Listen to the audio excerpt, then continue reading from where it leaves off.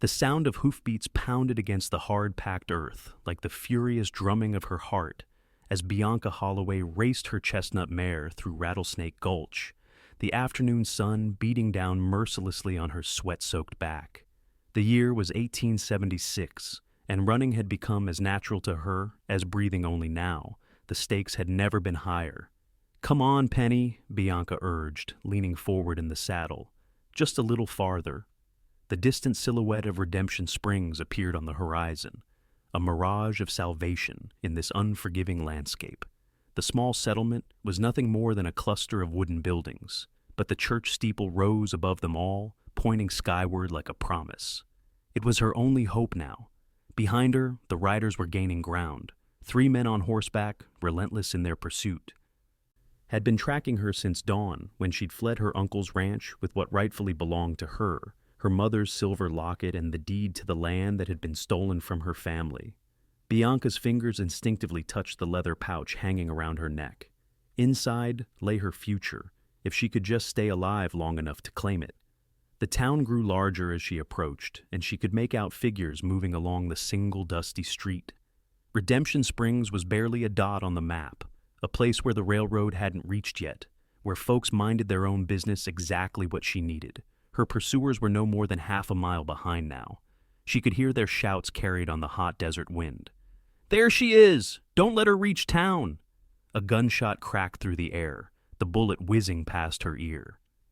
Bianca ducked lower, urging Penny to a final desperate burst of speed. The poor animal was nearly spent, foaming at the mouth, but responded to her mistress's plea with admirable heart. The first buildings of Redemption Springs enveloped her like a protective embrace. A few townspeople stopped to stare as she thundered down the main street, her long auburn hair streaming behind her, face streaked with dust and desperation. "Help!" she called out to no one in particular. "They're going to kill me!" But the townsfolk merely watched, some with curiosity, others with wariness. Strangers' troubles weren't welcome here, not in a place where everyone struggled just to survive. Through tear-blurred eyes, Bianca spotted the church at the end of the street. It stood apart from the other buildings, a simple white wooden structure with a modest steeple. Without hesitation, she directed Penny toward it, leaping from the saddle before the horse had fully stopped. Penny whinnied in protest, but remained where she was, sides heaving, as Bianca stumbled up the church steps. The heavy wooden door yielded to her desperate push. Inside, the air was cool and still, smelling faintly of beeswax and old hymn books. Shafts of colored light filtered through the small stained glass windows, casting rainbow patterns across the worn wooden pews. Bianca rushed down the center aisle, her boot heels echoing loudly in the empty sanctuary. She glanced wildly around, searching for a place to hide, a weapon, anything that might save her. "Hello!" she called out. "Is anyone here? Please, I need help." Her voice bounced back at her from the rafters. The church appeared deserted. Outside, she could hear the approaching riders, their horses slowing as they entered the town. Bianca darted toward the altar, then behind it to a small door she hoped might lead to a vestry or storage room. It was locked. Frantic now, she turned and spotted the confessional booth in the corner of the sanctuary. Without hesitation, she ran to it and slipped inside, pulling the curtain closed behind her. In the dark, cramped space, Bianca struggled to control her breathing. She could hear the church door open, the heavy thud of boots on the wooden floor. "I know you're in here, girl," called a gruff, familiar voice, her uncle's foreman, Marcus Thorne. "There ain't nowhere else to run." Bianca pressed herself deeper into the shadows of the confessional, one hand covering her mouth to stifle her panicked breaths, the other clutching the pouch containing her precious documents. The footsteps moved slowly through the church, deliberately checking each pew, approaching the confessional. The curtain was suddenly yanked aside. Bianca screamed, but instead of Marcus Thorne's cruel face, she found herself looking up at a tall, broad-shouldered stranger. His face was partially shadowed by a well-worn Stetson, but she could make out sharp, intelligent eyes and a strong jaw darkened by several days' worth of stubble. "Quiet," he whispered urgently, reaching for her arm. "Come with me, now." "Who?" "No time," he cut her off, pulling her from the confessional just as the church door banged open again. 3 men stood silhouetted in the doorway, Marcus Thorne, and 2 other ranch hands who worked for her uncle, Edgar Holloway. The stranger pushed Bianca behind him, standing tall as he faced the intruders. "Afternoon, gentlemen," he drawled, his voice casual but with an undercurrent of steel. "Church is closed for cleaning today." Marcus Thorne stepped forward, his hand hovering near the pistol at his hip. "This ain't your business, mister. We're after a thief who stole valuable property from Mr. Holloway. Step aside." "The only thing I stole was what's rightfully mine," Bianca shouted from behind her protector, unable to contain herself. The stranger's shoulders tensed, but he didn't move. 3 armed men chasing one woman doesn't seem like justice to me. I suggest you state your case to the sheriff.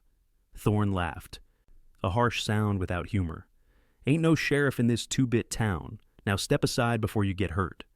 The stranger's hand moved in a blur, and suddenly there was a gleaming Colt revolver in his grip, aimed steadily at Thorne's chest. "I won't ask again," the stranger said quietly. For a tense moment, no one moved. Then Thorne slowly raised his hands, though his eyes remained cold with fury. "This ain't over. Mr. Holloway will hear about this." He backed toward the door, his companions following suit. "You tell Edgar Holloway that Xavier Carrington sends his regards," the stranger called after them. "And tell him the next time he wants something, he'd better come himself instead of sending his dogs to do his dirty work." The men retreated, muttering threats as they departed. Bianca's protector, Xavier Carrington, apparently kept his gun trained on the door until they had disappeared from view. Only then did he holster his weapon and turn to face her. "You're safe for now, miss, but they'll be back," he said, removing his hat to reveal wavy dark hair and eyes the color of a summer storm. "Faith's waiting outside, too." Bianca stared at him in confusion. "Faith? Who's Faith?" A small smile touched his lips. "My horse, and your ticket out of here, if you got the courage to take it." "Why would you help me? You don't even know me." "I know enough," Xavier replied, his eyes traveling to the leather pouch around her neck.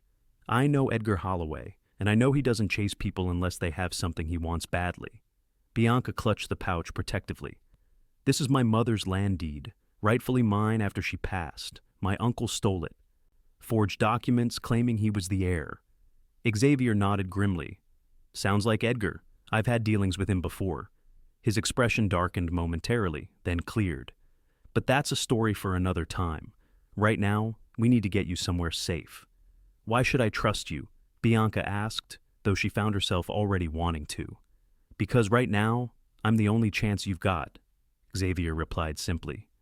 "Those men will be back with more guns and less patience. This town has no law to speak of. Most folks here are too scared of Holloway's influence to help you."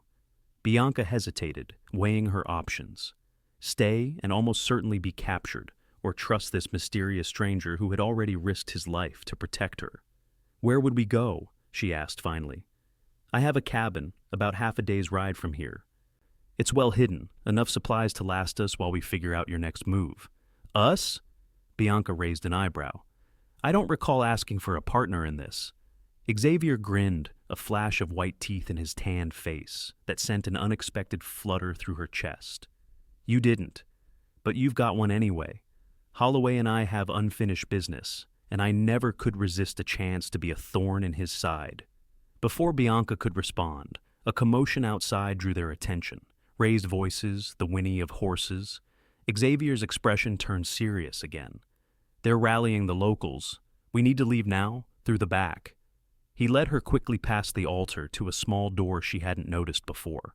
It opened onto a narrow dirt path that curved around behind the church toward a stand of cottonwood trees.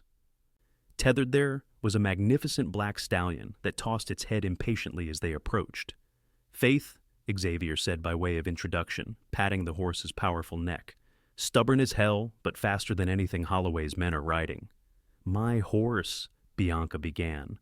Already gone, I'm afraid. Thorne's men would have claimed her by now. Bianca felt a pang of loss for faithful Penny, but there was no time for sentimentality. Xavier helped her mount Faith, then swung up behind her in one fluid motion. His arms came around her as he took the reins, his chest warm and solid against her back. "Hold tight," he murmured, his breath tickling her ear. Then he clicked his tongue, and Faith surged forward, powerful muscles bunching as the horse carried them away from Redemption Springs and deeper into the wilderness. They rode hard for hours, following game trails and dry creek beds, doubling back occasionally to throw off any pursuit. Xavier handled the horse with the easy confidence of a man who'd spent his life in the saddle. Though Bianca had grown up on a ranch, she found herself impressed by his skill. The sun was setting when Xavier finally slowed Faith to a walk. They'd entered a dense forest of pine and aspen, climbing steadily into more rugged terrain. Bianca's entire body ached from the long ride, but she'd made no complaint. She wasn't about to appear weak in front of this man who'd risked everything for a stranger. "Not much farther now," Xavier said, his voice close to her ear. "You holding up all right?" "I've been riding since before I could walk," Bianca replied with more bravado than she felt. "This is nothing." She felt rather than heard his low chuckle. "Tough as nails, aren't you? Good. You'll need that spirit to take on Edgar Holloway." The path narrowed further, winding between massive boulders. Just when Bianca thought they must surely be lost, the trees opened up to reveal a small clearing. Nestled against the mountainside stood a sturdy log cabin, its windows dark, a small corral to one side. "Home, sweet home," Xavier announced, dismounting smoothly before reaching up to help Bianca down. Her legs nearly buckled as her feet touched the ground, stiff from the long ride. Xavier's hands steadied her, lingering perhaps a moment longer than necessary on her waist. Their eyes met briefly in the gathering dusk before he turned away to tend to Faith. "There's a stream just behind the cabin," he called over his shoulder as he led the horse to the corral. "You can wash up while I get a fire going." Grateful for the chance to be alone with her thoughts, Bianca followed the sound of running water to a clear stream that bubbled over smooth stones. She knelt on the bank, splashing the cool water on her face and neck, washing away the dust of her flight. As the adrenaline of the day finally began to fade, the enormity of her situation hit her full force. She was miles from anywhere, alone with a man she'd just met, being hunted by her uncle's men, with only a piece of paper to justify it all. And yet, oddly, she felt safer than she had in months. When she returned to the cabin, Xavier had a fire crackling in the stone hearth and was busy preparing a simple meal from his provisions. "Hope you like beans and bacon," he said, without looking up from his work. "It's not fancy, but it'll fill you up." "After today, I'd eat tree bark and be grateful," Bianca replied, settling onto a rough-hewn bench near the fire. "Thank you, Mr. Carrington, for everything." "Xavier," he corrected, glancing up with those stormy eyes. "Mr. Carrington was my father, and he's been dead these past 5 years." "Xavier, then," Bianca said softly. "And I'm Bianca Holloway, though I hate sharing a name with that snake of an uncle." Xavier nodded as he stirred the pot hanging over the fire. "Bianca, it suits you?" He fell silent for a moment, then asked, "How did you end up running from your own kin?" Bianca sighed, her fingers once again finding the leather pouch around her neck. "My mother died 3 months ago. Consumption. Before she passed, she gave me this, her locket, and the deed to our land, which my father left to her when he died in the war." She pulled out the documents, carefully unfolding the yellowed paper. "According to this, the entire north ridge of the valley belongs to me. It's prime land with a year-round spring. My uncle has been trying to buy it for years, but my mother always refused to sell. And now he's claiming it's his," Xavier finished for her. Bianca nodded grimly. "He forged documents saying my father left everything to him, not my mother. When I confronted him with the real deed, She swallowed hard.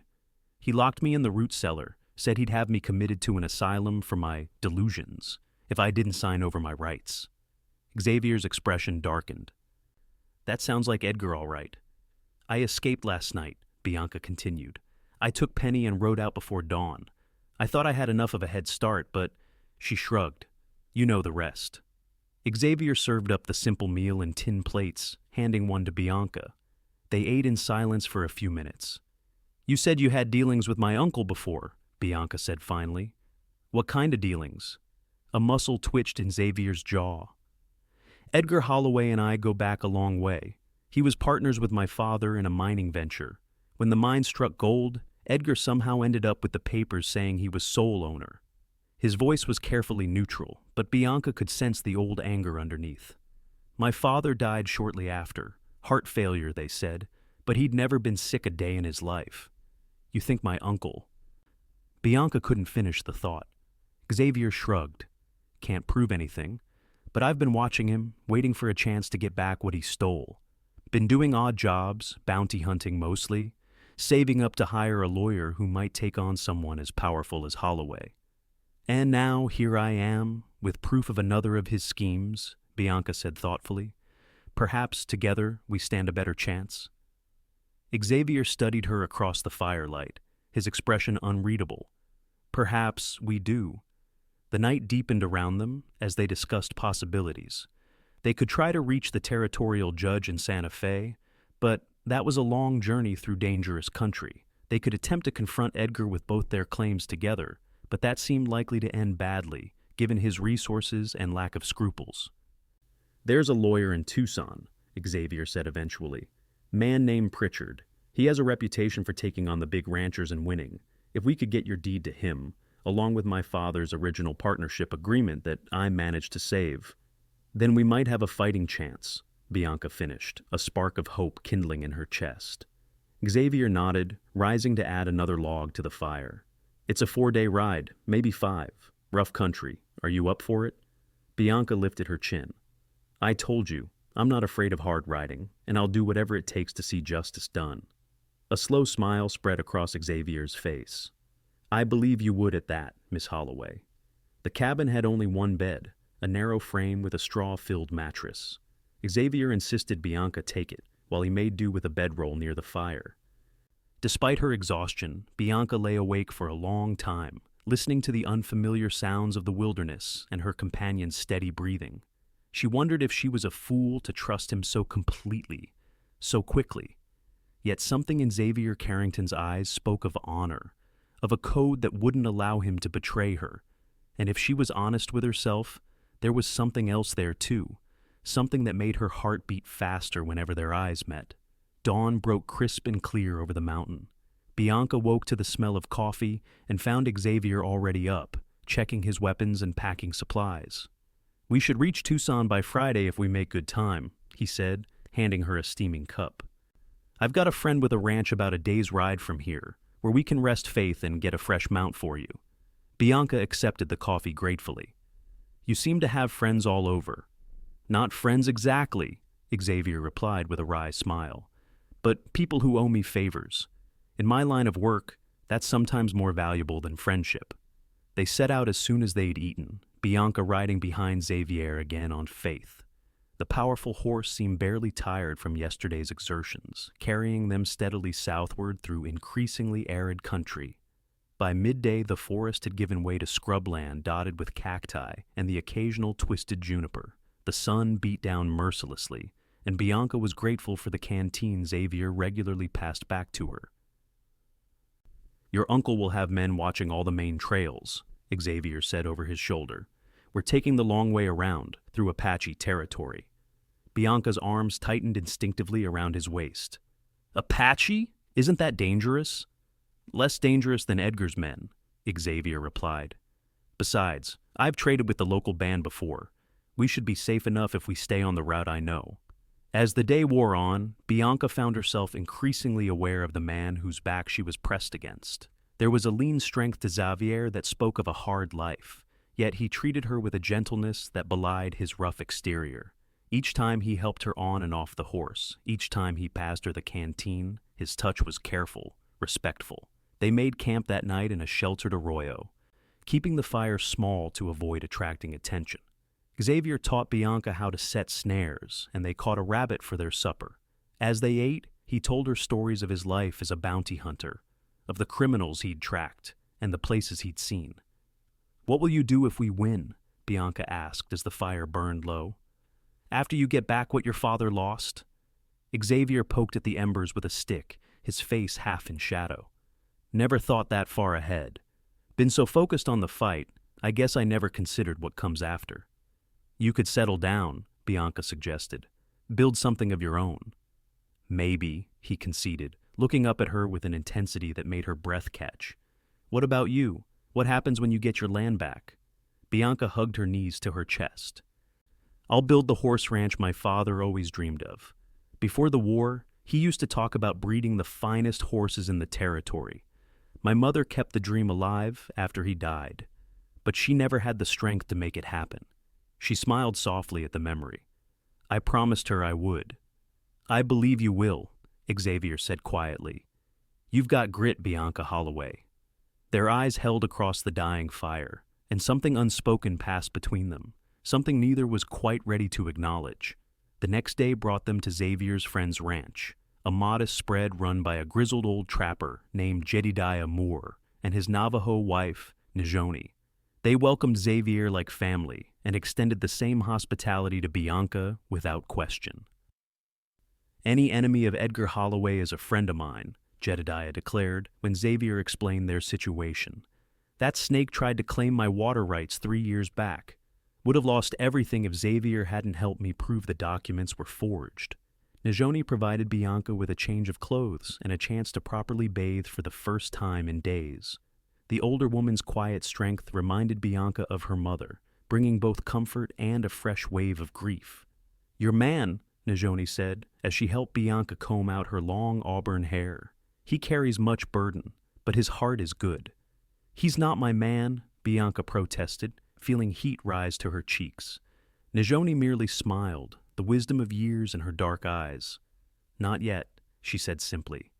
That evening, they gathered around Jedediah's table for the first proper meal Bianca had enjoyed since fleeing her uncle's ranch. Afterward, Xavier and Jedediah pored over maps, plotting the safest route to Tucson, while Bianca helped Najoni with the dishes. "Jed's letting us take his best mare for you," Xavier told Bianca later, as they walked outside to check on Faith. The night was clear, a canopy of stars stretching overhead, the air still holding the day's warmth. "We'll leave at first light." Bianca nodded, then surprised herself by asking, "What did Najoni mean when she said you carry a heavy burden?"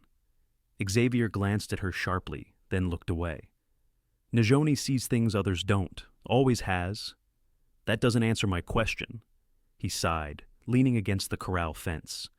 "I've been hunting Edgar Holloway for 5 years. It's been my only purpose. Sometimes I wonder if I've become as obsessed as he is greedy." He paused. "My father wasn't just my father. He was a good man who believed in justice and fair dealing. Holloway took advantage of that goodness, twisted it, used it to destroy him." Bianca moved closer, placing her hand hesitantly on his arm. "I understand. My mother died of consumption, yes, but it was the grief that truly killed her. Grief for my father, and grief for the way Edgar treated her after his death." Xavier covered her hand with his own. "Then we both have scores to settle." His touch sent warmth spreading through her, a feeling so unexpected and welcome that Bianca found herself leaning slightly toward him. For a moment, she thought he might kiss her. Instead, he gently squeezed her hand and stepped back. "We should get some rest," he said, his voice rougher than usual. "Long ride tomorrow." Morning came too soon. Jedediah presented Bianca with a spirited dun mare named Mariposa, along with supplies for the journey. Najoni pressed a small leather pouch into her hands. "For protection," the older woman whispered, "and to help you both find what you truly seek." Bianca tucked the gift into her saddlebag, touched by the kindness of these strangers who had become allies. The third day of their journey took them deeper into Apache territory. Xavier seemed increasingly on edge, scanning the ridgelines, keeping them to ravines and dry washes when possible. "Something's wrong," he said, as they watered the horses at a small spring around midday. "We should have seen sign of Natan's band by now. They usually patrol this area." As if summoned by his words, a shadow moved on the ridge above them. Xavier's hand went instantly to his gun, but he didn't draw. "Easy," he murmured to Bianca. "Don't make any sudden moves." 3 Apache warriors appeared on horseback, rifles trained on them. Xavier slowly raised his hands in a gesture of peace. "I seek Natan," he called out in clear, carrying tones. "Tell him Xavier Carrington brings news and seeks safe passage." For a tense moment, no one moved. Then one of the warriors turned his horse and disappeared over the ridge, while the other two maintained their watchful positions. "What now?" Bianca whispered. "Now we wait," Xavier replied, keeping his hands visible. "And hope Natan remembers that I saved his son from a pack of wolves 2 winters ago." The wait stretched nearly an hour before the warrior returned, accompanied by an older man whose bearing marked him unmistakably as a leader. He rode down to the spring, stopping a few yards from Xavier and Bianca. "Carrington," he acknowledged with a slight nod, "you bring a woman to Apache land. This is unusual." "This is Bianca," Xavier replied. "We journey to Tucson to seek justice against a man who has wronged us both, Edgar Holloway." At the mention of Edgar's name, Natan's expression darkened. "Holloway. He is known to us. His men hunt our game and poison our water holes." "Then perhaps we have a common enemy," Xavier suggested. Natan considered this, his eyes moving from Xavier to Bianca and back. "Why does this woman seek justice against Holloway?" Xavier glanced at Bianca, who stepped forward. "He is my uncle," she said clearly. "He stole land that rightfully belongs to me, land that my father left to my mother, and she to me." "And what will you do with this land if you win it back?" Natan asked, his gaze piercing. Bianca didn't hesitate. "Restore it. My uncle has overworked the soil and cut too much timber. I would heal the land, raise horses as my father intended." Something in Natan's expression softened slightly. "You speak with truth in your heart." He turned to Xavier. "And you, Carrington? What justice do you seek?" "Holloway cheated my father and caused his death. I seek to reclaim what he stole and see him answer for his crimes." Natan nodded slowly. "Then we will help you. My scouts report that Holloway's men search for you to the east. We will guide you along safer paths and provide you with fresh horses." Relief washed over Bianca.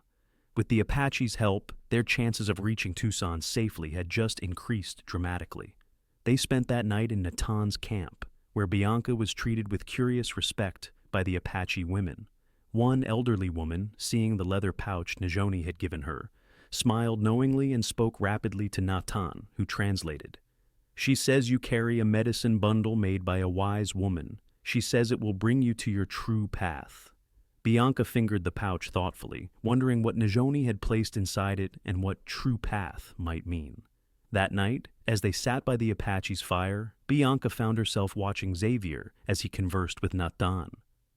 There was an ease about him here, a respect for the Apache's ways that spoke of a man comfortable with differences, not threatened by them. It struck her how rare that was in a world where most white settlers viewed the native peoples with fear or contempt. "You surprise me," she told Xavier later, as they prepared to sleep in the small lodge Natan had provided for them. "Most men I know wouldn't treat the Apache as equals." Xavier spread his bedroll on the opposite side of the lodge. "Most men are fools," he replied simply. "Natan's people were here long before us, and will likely be here long after. They understand the land in ways we never will." "Is that why you built your cabin so far from any town? To be closer to the land?" Xavier was quiet for a moment. "Partly, and partly because after my father died, I didn't much care for the company of most people." He glanced at her, the firelight catching the planes of his face. Present company accepted, of course. Bianca smiled, warmth spreading through her that had nothing to do with the fire. "Of course." Dawn saw them departing Natan's camp with 2 Apache guides who would lead them safely to the outskirts of Tucson. They rode hard all day, making excellent time on the fresh horses provided by their hosts. By mid-afternoon, they crested a rise and Xavier pulled his mount to a halt, pointing to a plume of dust in the distance behind them. "Riders," he said grimly, moving fast. One of their Apache guides spoke rapidly in his native tongue, gesturing toward the dust cloud. "He says there are at least 6 men," Xavier translated. "They're following our trail from Natan's camp." "Edgar's men?" Bianca asked, fear clutching at her heart. "Most likely. We need to move faster." They urged their horses to greater speed, but it soon became clear the pursuers were gaining ground. The Apache guides led them into increasingly rugged terrain, using every trick of the land to try to shake their followers, but the dust cloud remained stubbornly visible behind them. As the sun began to set, They reached a narrow canyon. The guides conferred briefly, then one rode ahead while the other indicated they should follow him into the canyon. "What's happening?" Bianca asked Xavier as they entered the shadow of the high walls. "They're splitting up," Xavier replied tersely. "One's going for help, the other's leading us to a hiding place." The canyon twisted and turned, growing narrower until they had to ride single file. Just when Bianca thought it might close off completely, it opened into a small box canyon with steep walls on 3 sides. At the base of one wall was a dark opening, a cave. Their guide gestured toward it, speaking rapidly to Xavier. "He says we'll be safe here. The entrance is hard to spot unless you know where to look. He'll lead the pursuers away, then circle back for us tomorrow." Bianca dismounted, her legs stiff from the long ride. "Can we trust him?" "With our lives," Xavier replied simply. "Come on, let's get the horses inside before it gets completely dark." The cave was surprisingly large inside, with a high ceiling and dry, sandy floor. Once the horses were settled, Xavier set about making a small, smokeless fire, using dry brush and some of their supplies. "We can't risk a bigger fire," he explained as Bianca huddled close to the meager flames, the desert night having turned surprisingly cold. "The smoke might give us away." They ate a cold supper of jerky and hardtack, listening for any sounds of pursuit. The silence of the desert pressed in around them, broken only by the occasional shift of the horses. "What if they find us here?" Bianca asked finally, voicing the fear that had been growing since they'd spotted the dust cloud. Xavier's hand moved to his gun. "Then I'll make sure you get away. There's a back exit to this cave system. The Apache use it for ceremonies sometimes. If trouble comes, you take that route and keep heading south." "I'm not leaving you behind," Bianca said firmly. Xavier looked at her, surprise and something else, something warmer in his eyes. "Bianca, no," she interrupted. "We started this together. We'll finish it together. I won't run while you face my uncle's men alone." They stared at each other across the small fire, the tension between them shifting into something new, something neither had been willing to acknowledge until now. "Why did you really help me that day in the church?" Bianca asked softly. "The truth." Xavier was silent for a long moment. "I was in Redemption Springs tracking a bounty. I saw you ride in, saw the fear on your face, and something—" He shook his head slightly. "Something made me follow you into that church. When I realized who was chasing you, that it was Edgar Holloway's men, it felt like fate, like everything I'd been working toward was suddenly right in front of me. So I was just a means to an end? A way to get at my uncle?" Bianca tried to keep the hurt from her voice. "At first, maybe," Xavier admitted. "But then—" He met her eyes across the fire. "Then I got to know you. Your courage, your determination. The way you refuse to be a victim despite everything that's happened to you." He swallowed hard. "And now, the thought of anything happening to you terrifies me more than anything has in a very long time." Bianca's heart thundered in her chest. "Xavier!" A sound from outside the cave silenced them both. The soft clink of metal, the quiet whinny of a horse. Xavier extinguished the fire with a handful of sand, plunging them into darkness. He moved silently to Bianca's side, his mouth close to her ear. "Someone's out there," he whispered. "Stay here." Before she could protest, he had slipped toward the cave entrance, gun drawn. Bianca felt her way to the horses, retrieving her own small derringer from her saddlebag. She might not be as skilled with firearms as Xavier, but she wasn't going to sit helplessly if trouble came. Minutes stretched like hours as she waited in the darkness. Then came the sound she'd been dreading: gunshots, 3 in rapid succession, followed by shouts and the thunder of hooves. Bianca ran toward the cave entrance, derringer clutched in her trembling hand. Outside, in the silvery moonlight, she could make out several figures engaged in a firefight. Xavier was crouched behind a boulder, exchanging shots with at least 3 men who were using the scattered rocks at the canyon entrance for cover. Without thinking, Bianca raised her derringer and fired at one of the attackers. The small gun's report was almost lost amid the larger weapons, but her target jerked and fell, clutching his shoulder. "Bianca, get back inside!" Xavier shouted when he spotted her. Instead, she darted to another boulder, closer to him. "I told you, we do this together!" More shots rang out, and then suddenly there were new voices shouting, not in English, but in Apache. Natan and several warriors had arrived, surrounding the remaining attackers. Within minutes, the gunfight was over. Edgar's men either captured or fled. Xavier rushed to Bianca's side. "Are you hurt?" "No, I'm fine," she assured him, then gasped as she noticed blood on his arm. "But you're not." "Just a graze," he dismissed, though his face was pale in the moonlight. "What were you thinking coming out like that?" "You could have been killed." "I was thinking I wasn't going to let you face them alone," Bianca replied, her fear giving way to indignation. "And it's a good thing I did. I got one of them, didn't I?" For a moment, Xavier looked like he might argue further. Then, to her surprise, he laughed a short, disbelieving sound. "That you did. Remind me never to underestimate you, Bianca Holloway." Natan approached them, his expression grave. "The danger is not over. More of Holloway's men come from the north. We must move quickly." They gathered their belongings and horses, abandoning the cave as Natan led them on a different route, this one heading directly for Tucson. They rode through the night, stopping only briefly to rest the horses and tend to Xavier's wound, which was indeed minor, but still concerning to Bianca. By dawn, they could see the outskirts of Tucson in the distance, a sprawling settlement much larger than Redemption Springs. Natan and his warriors would go no further, having little trust for the white man's town. "We are even now, Carrington," Natan said, as they prepared to part ways. "The debt for my son's life is paid." He looked at Bianca. "Care for your land with respect, woman with fire in her hair. It will care for you in return." Bianca impulsively reached out and clasped the Apache leader's hand. "Thank you for your help. Your people will always be welcome on my land." Natan seemed surprised, but nodded solemnly before turning his horse and riding away with his warriors.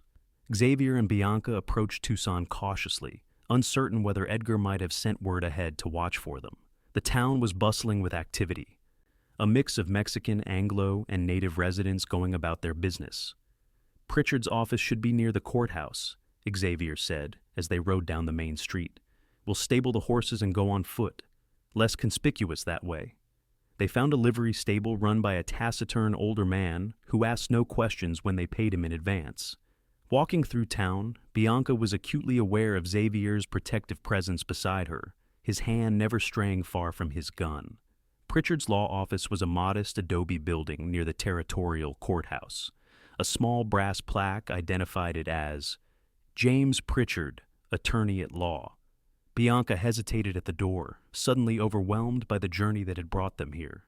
What if he can't help us? What if all of this was for nothing? Xavier took her hand, his calloused fingers warm against hers. "Then we'll find another way.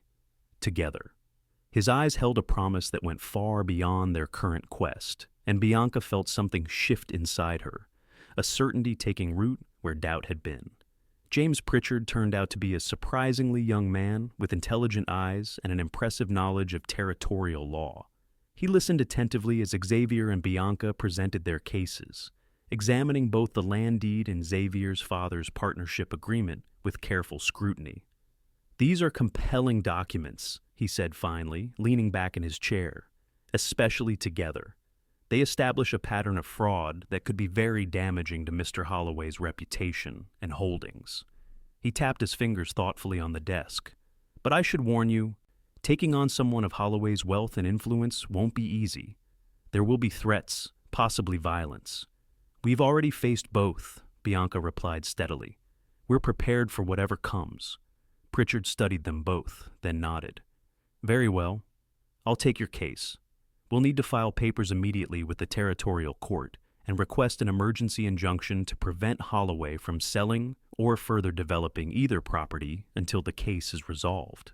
The next few days passed in a whirlwind of legal preparations. They took rooms at a small hotel under assumed names, venturing out only when necessary. Pritchard worked tirelessly, drawing up the necessary documents and arranging for witnesses to testify to Edgar's questionable business practices. On the third night in Tucson, Xavier knocked softly on Bianca's hotel room door.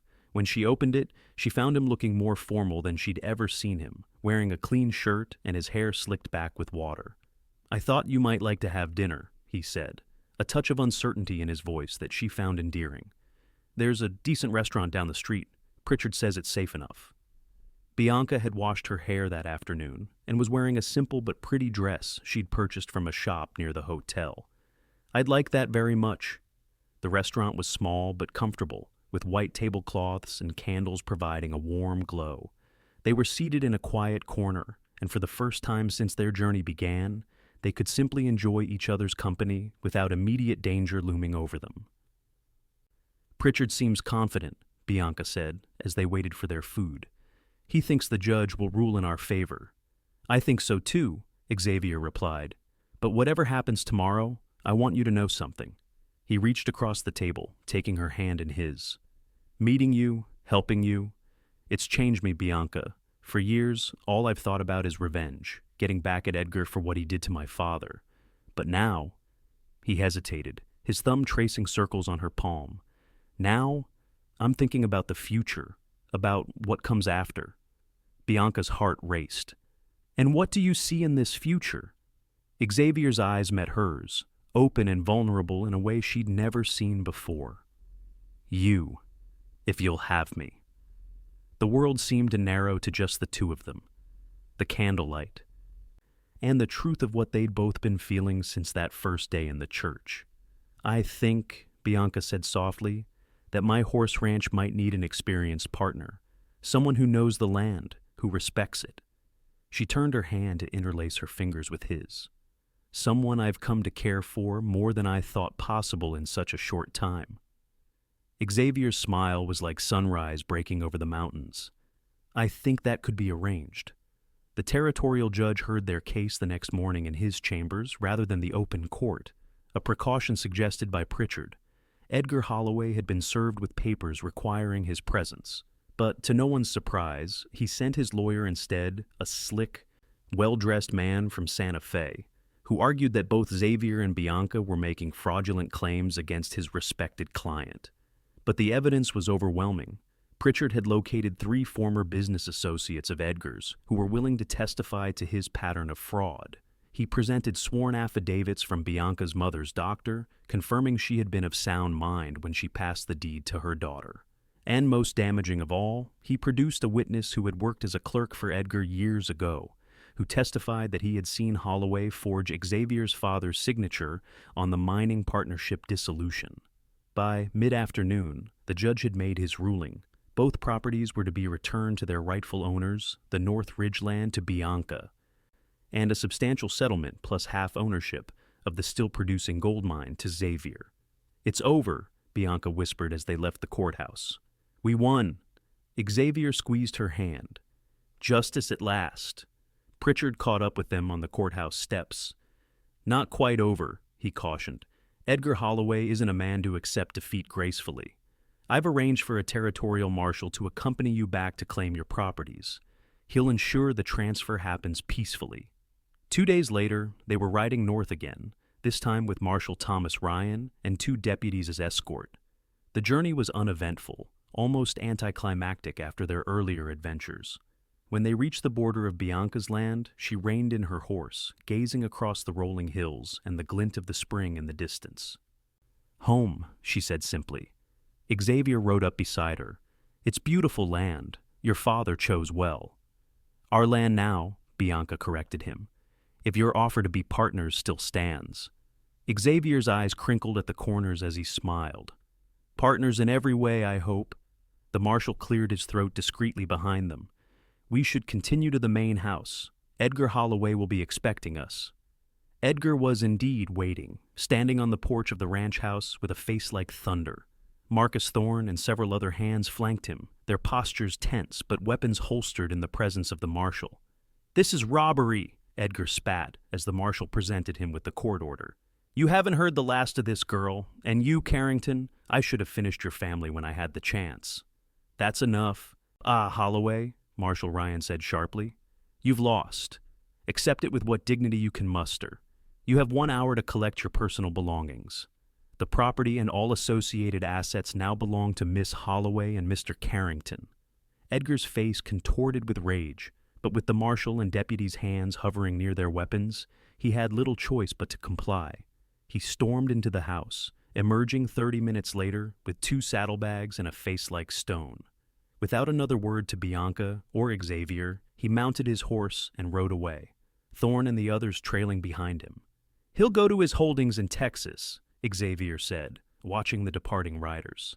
"He has another ranch there. This isn't the end of Edgar Holloway, but it's the end of his power here." Bianca nodded, a weight lifting from her shoulders. "Then we'll be ready if he ever comes back." The marshal and his deputies stayed for 2 more days, helping Bianca and Xavier secure the property and ensuring that all of Edgar's remaining men departed peacefully. When they finally rode out, promising to check back in a month's time, Bianca and Xavier were left alone in the sprawling ranch house that was now truly theirs. That evening, they sat on the porch watching the sunset paint the hills in gold and crimson. Xavier had his arm around Bianca's shoulders, her head resting comfortably against him.